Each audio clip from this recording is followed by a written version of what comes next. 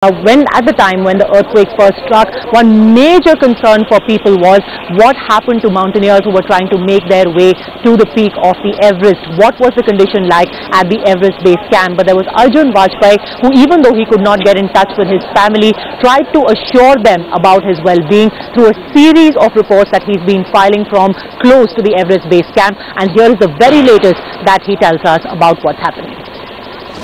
This is Arjun from Makalu ABC. I thought I'll do a video update showing you around the camp today. As you can see, this is my personal tent. This is my tent where I've been staying put for the last 2-3 days. It's in a little bit of a mess, but that's alright. I'll show you a little bit more around. That's a dining. We've got our puja place there. The dome tent is our communications tent. Basic camp around us. We have about 35 climbers in total at Makalu ABC right now. A lot of the climbers have gone back. Our climbing route was gonna be from somewhere up here on this ridge. We're going up. Camp 1 there, Camp 2 right there, Camp 3 over Makalula, and beyond that was the summit. So but as according to the information which we're getting, I don't think we're going to be continuing with our summit push this year due to the disasters in Nepal. This is what our communication tents look like. We've got all our radios in here. We've got a couple of climbers sitting in here. This is what it looks like here. And just basic stuff.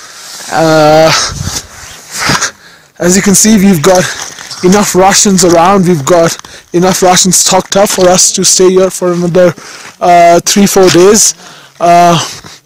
We saw quite a big amount of ice coming down from this glacier here. We saw huge pieces of rock and ice coming down from faces of Makalu right over there over Camp 2. Yesterday we saw some more ice coming down from here, but it was okay. The close call which we had was with the ice which broke down from here, and it all came down towards us. But we seem to be in a sweet spot, and luckily nobody was injured. This is just the basic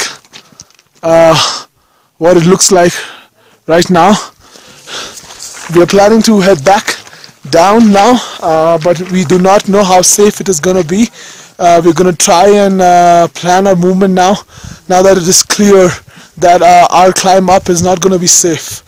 I will try and keep you guys updated. I was Austrian, and last and Saturday it was a very sad experience for me. I was up in the steep ice fall when the earthquake is coming. All is shaking. My friend Günther was down and I was up of this ice fall, and I thought about that is my last minute of this life. I thought I will die now. What exactly did you see all around you when the first time you saw the earth move all around you? What exactly did you see when you were up on that ice shelf? There was ice broken on the right side, and on the left side there was a big snow avalanche.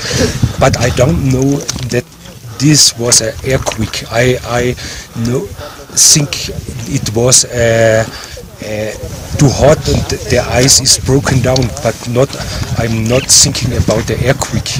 Did you see a lot of ice and rock break up there? Yeah, on the right side there was big ice broken, falling down.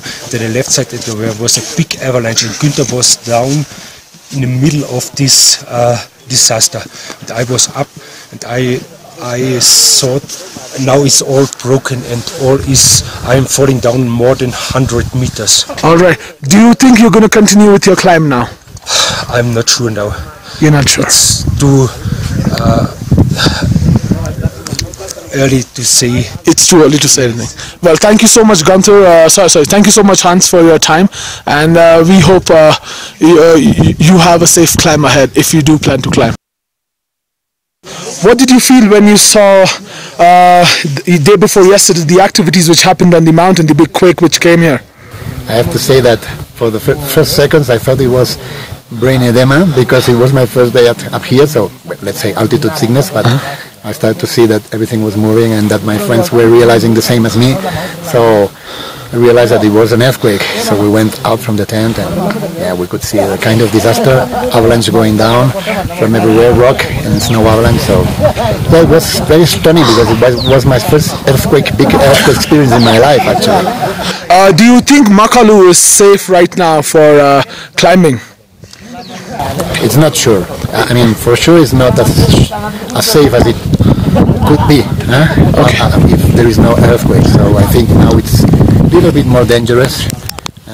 Yeah, it's always dangerous. So we should avoid more inconvenience like earthquake. I mean, it's crazy to climb a mountain having earthquakes every day.